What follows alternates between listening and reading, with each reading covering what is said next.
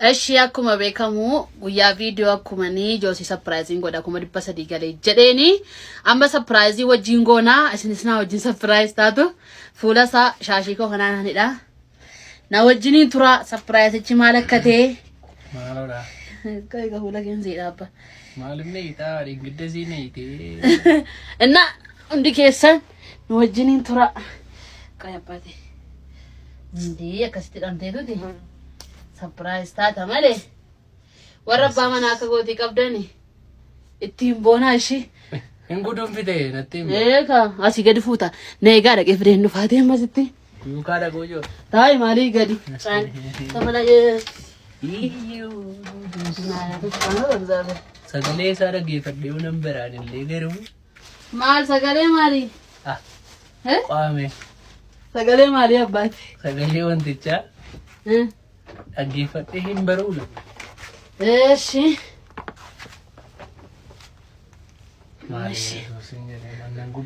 amma garaago eeshi egaa akkuma beekamu manni keenya soofaan qabnu malee xiqqoo keessa jiraannaa siree maratti surprise wal goona homaa gochuu hin danda'amu amma barri dabartutti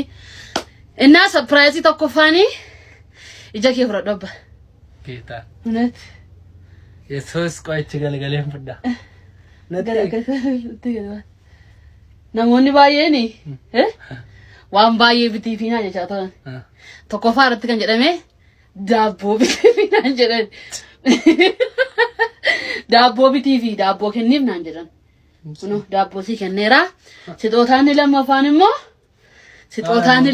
waaman bitii mettan nabdan daabboo bitii mettan sixootaan lammaffaan immoo kunooti waan baay'ee jedhame garuu kanuma lamaan si bite nyaadhu ka daabboo kee podcast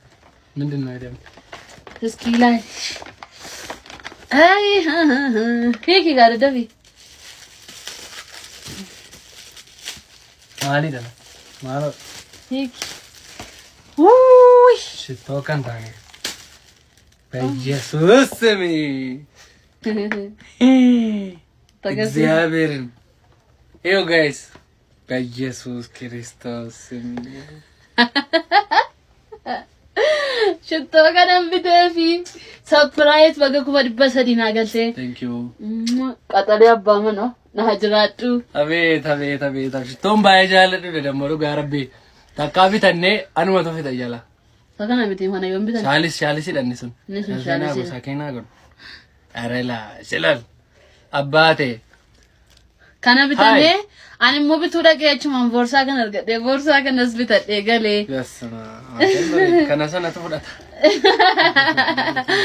እና አባወና ከሰነ ከሲት bitati surprise goda kana bode kana makina ko keessa tawada mansur wangela fabdani wangela mo den gadda sibte si gendera mitire langano mo jeto ko bode si gessa tugai isin jaallanna waan hundo isaan dhaggeeffataniif ulfaadha halkan gaarii qabadha ada mana akka kana asini fakaaso amiin abbabban